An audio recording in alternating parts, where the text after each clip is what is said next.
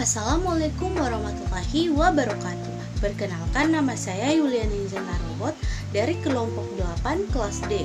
Di sini kami akan menjelaskan tentang bioindikator kualitas air dan contoh tumbuhannya dengan rekan-rekan saya, yaitu Perkenalkan, nama saya Siti Febriani Tayyip, kelompok 8 dari kelas D. Saya Amelia Vega Manopo dari kelompok 8 kelas D. Perkenalkan, nama saya Ramona Oktaviani Alimun, kelompok 8 dari kelas D. Perkenalkan, nama saya Fitriani Timoo dari kelompok 8 kelas D. Bioindikator kualitas air. Bioindikator yang dapat menentukan kualitas suatu perairan adalah kelompok atau komunitas organisme yang keberadaan atau perilakunya di alam berhubungan erat dengan kondisi lingkungan di sekitarnya. Bioindikator air merupakan organisme yang hidup di lingkungan perairan yang apabila terdapat perubahan pada perairan tersebut, maka akan berdampak terhadap keberadaan dan berlaku organisme tersebut. Selanjutnya, kelebihan bioindikator kualitas air. Pencemaran kualitas air dapat diketahui dari kondisi komunitas biota akuatik di dalam badan perairan tersebut. Hal ini berarti biota akuatik dapat dijadikan sebagai indikator biologi karena memiliki sifat sensitif terhadap keadaan pencemaran tertentu, sehingga dapat digunakan sebagai alat untuk menganalisis pencemaran air. Di samping itu, indikator biologis merupakan petunjuk yang mudah untuk memantau terjadinya pencemaran.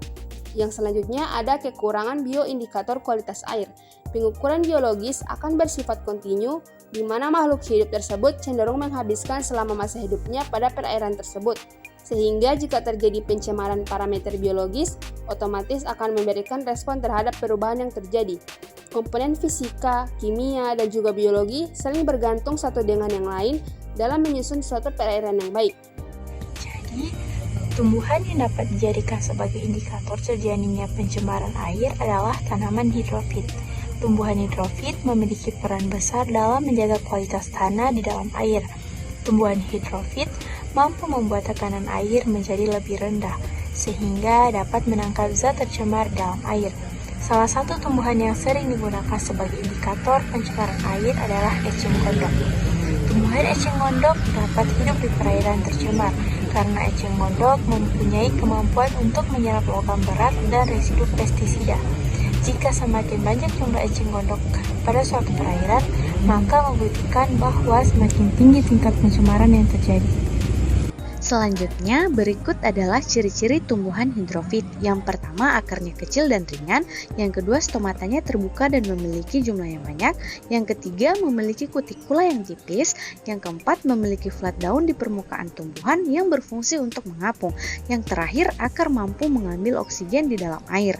Kemudian ada fungsi tumbuhan hidrofit. Yang pertama, penyerap racun. Di dalam air, tanaman ini akan mampu menyerap amonia yang merupakan termasuk zat yang berbahaya.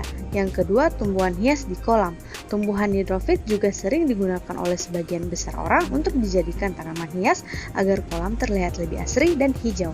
Yang ketiga, meningkatkan kandungan oksigen di dalam air. Tumbuhan hidrofit mampu menghasilkan oksigen karena memiliki klorofil dan melakukan fotosintesis.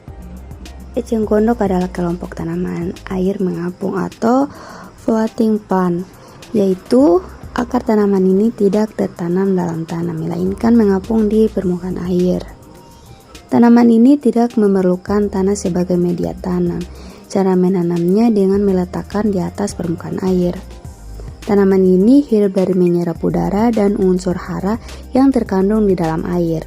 Pada bagian dinding permukaan akar, batang dan daunnya memiliki lapisan yang sangat peka sehingga pada kedalaman yang ekstrim sampai 8 meter di bawah permukaan air masih mampu menyerap sinar matahari serta zat-zat yang larut di bawah permukaan air. Eceng gondok dikenal sebagai gulma air atau tanaman yang mengganggu ekosistem air karena pertumbuhannya sangat pesat, dapat menutupi aliran sungai maupun danau. Tetapi tanaman ini memiliki banyak manfaat dan salah satunya yaitu sebagai stabilisator suatu perairan dan kemampuannya menetralisir bahan tercemar yang masuk ke dalam perairan.